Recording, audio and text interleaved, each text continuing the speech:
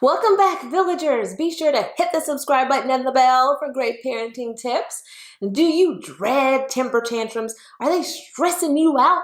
Well, they're definitely embarrassing when someone else is around. And today, I'm going to give you some strategies to help you and your little angel avoid having tantrums altogether.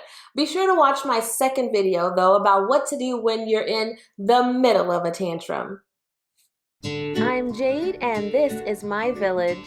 Temper tantrums generally happen between ages 1 and 3. No one is immune to them, although some kids will have them more than others, but they might look different from child to child. Whining, screaming, kicking, holding their breath, all of that. They're just showing us that they're upset, obviously. This could be because they just can't wait to have what they want. And it's much worse when they're tired and when they're hungry. That's often the culprit, really. And it's up to us to help them learn how to deal with the frustration in other ways, besides all of this crazy tantrumness. In order to prevent tantrums, it helps to understand why they're having them in the first place. For 1 and 2-year-old, it's most likely because they're trying to tell you that they need more milk, or they can't quite reach that toy, or my booty is itching from this dirty diaper. And when we don't understand what they're trying to tell us, then naturally they get upset and frustrated.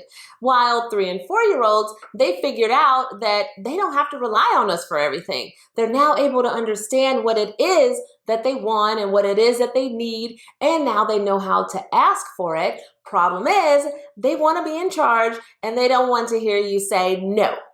So, the best strategy is to prevent your toddler from having tantrums in the first place. Then you'd be dealing with them far less often, at least. But how do we do that? My number one advice is giving toddlers the tools they need to communicate in the best ways that they can, that they're able to.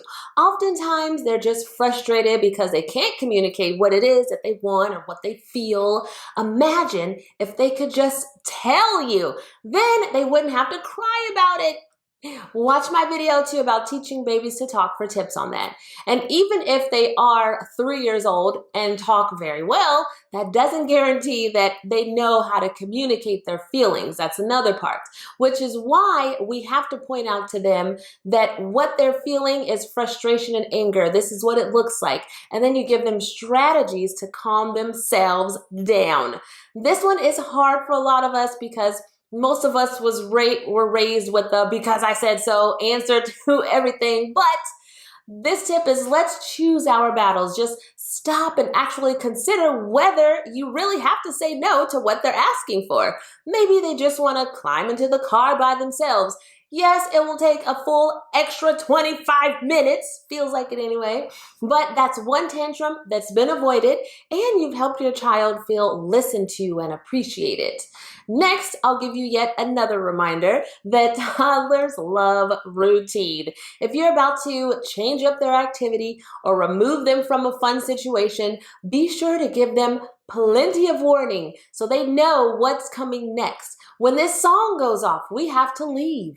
When you get to the last page of that book, then we're going to take a bath.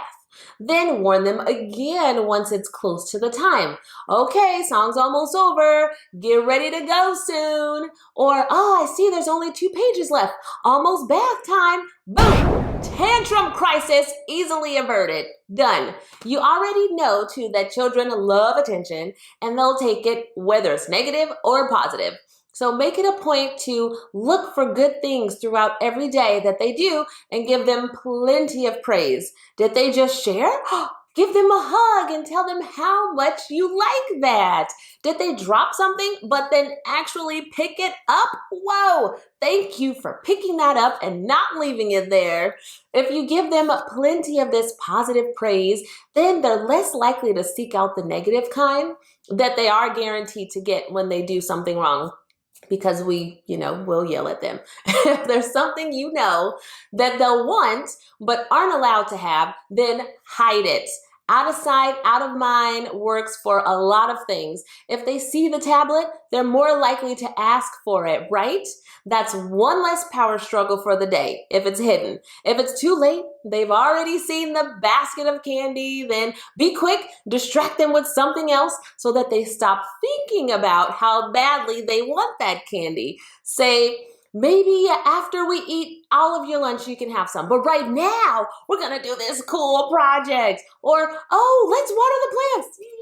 Or, look, I think there's a cat stuck in the tree. Get your fire truck and save it. Quick. Wee, wee, wee. Thank you, short attention span. Remember to give them choices so that they feel they have some control over their life. Do you want the blue spoon or the purple spoon? An apple or a pear for dessert today? Help them learn new skills and build that self-esteem so they can be proud of their abilities and confident in their choices. Watch my videos about that too.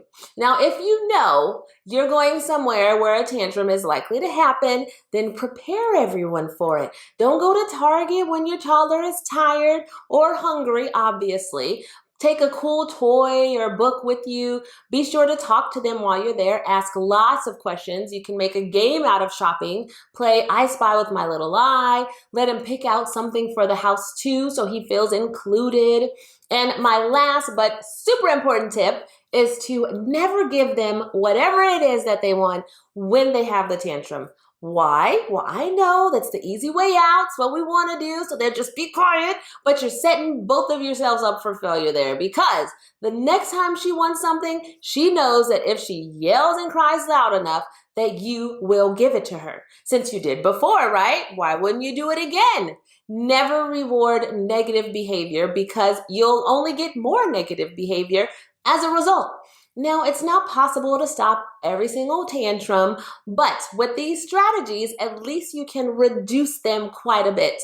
I've done all of these from the very beginning months before they could even talk, and it made a tremendous impact on their personality and just the overall vibe of the day-to-day, really. It's a calm, fun, loving household with really minimal fires to put out.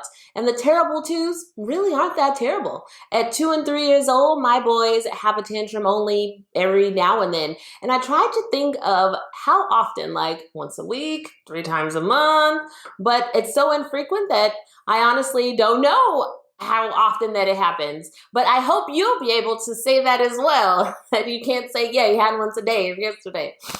Share this video with everyone that's a part of a child's life.